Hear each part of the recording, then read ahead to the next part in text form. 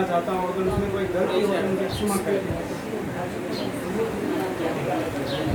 कुछ ऐसे शब्द हैं जो मेरे दिल के घाव करने लायक हैं, पर कुछ ऐसे भी हैं तो किसी को सीख देने के लिए भी हैं। कुछ शब्द ऐसे जब कुछ मैं कहाँ से शुरुआत करूँ मेरे को कुछ मालूम नहीं है, क्योंकि मैं रोता था उस दिन के लिए जब मैं यहाँ पर पहुँचा ना। जिस दिन के लिए, अरे सुनो, जिस दिन के लिए मैं रोता था ना वो दिन आज आ गया।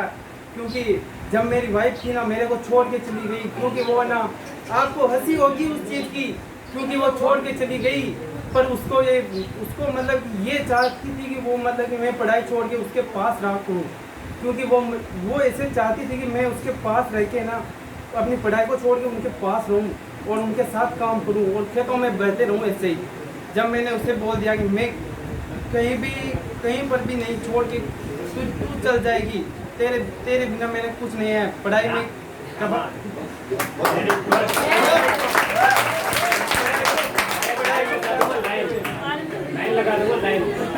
पढ़ाई को साथ रखते हुए मैंने अपने हौसले को बढ़ाते हुए और आज तक मेहनत की थी और मैं यहाँ पहुँच गया। और इसके साथ मैं कुछ शायरी सुनाना चाहता हूँ। एक दिन था वो ऐसा, एक दिन था वो ऐसा जो मेरी पत्नी मेरे बाहों में रहा करती थी और मैं उसे देख के जिया करता था। और जब वो मुझे छोड़ के चली गई ना, वो जब मुझे छोड़ के चली गई, जब से वो दिन आ गया, आज किताबें मेरे बाहों में रहा करती हैं। और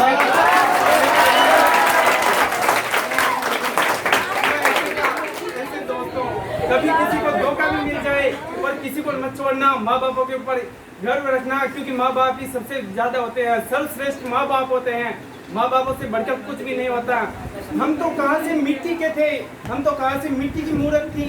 हम इन हीरो जैसे गुरुजनों के, हम इन हीरे जैसे गुरुजनों से कुछ हमें उससे मिले हीरे में, तो हम मिट्टी भी हीरा बन गए और हम मिट्टी भी हीरा बन गए और आज इतने ऊंचे कदमों तक हैं, क्योंकि हम शून्य थे। और कभी हर बच्चों से पूछ लो कि वो 12 तक तो ना नीचे होता है, और जब कंपटीशन की तैयारी करता है वो इस टाइम से कंपटीशन की तैयारी होती है, और सब आगे से आगे बढ़ने के लिए यही टाइम होता है। और ना कि बाद में, अब अभी टाइम जो भी है ना बर्बाद कर दिया ना, वो बाद में कभी टाइम नहीं मिलेगा, क्योंकि ये टाइम वही है जो अब कभी मिलेगा नहीं। जय हिंद।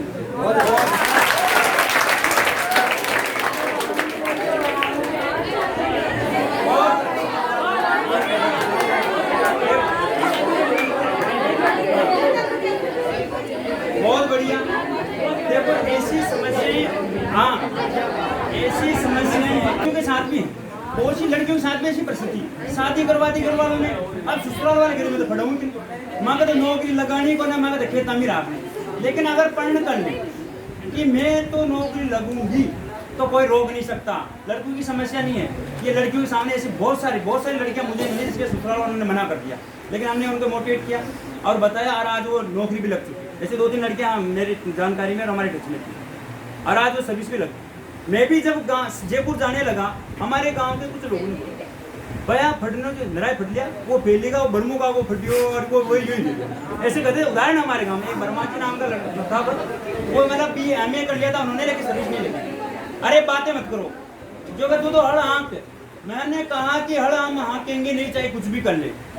उसके बाद में मैंने प्रण लिया, जब तक हम सर्विस नहीं लगेंगे वापस गांव ही नहीं आएंगे। तो हम नौकरी दोनों भाई हम सर्विस लगे और रूम खाली उसी दिन किया जिस दिन हम सर्विस लगे थे।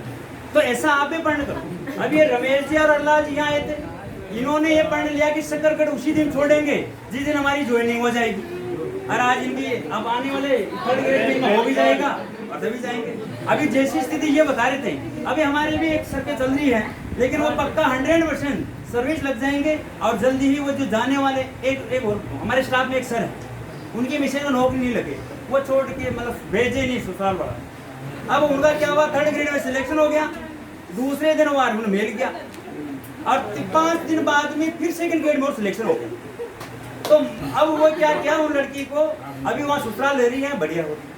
मतलब सर्विस लग जाएंगे सब कुछ सेट हो जाता है। वो तो जब तक नहीं लगते तब तक कहते हैं, ससुराल वाले भी कहेंगे, सभी कहेंगे, लेकिन किसी बात नेगलेक्ट करो आप और आगे से बढ़ो। अब आगे कौन आएगा?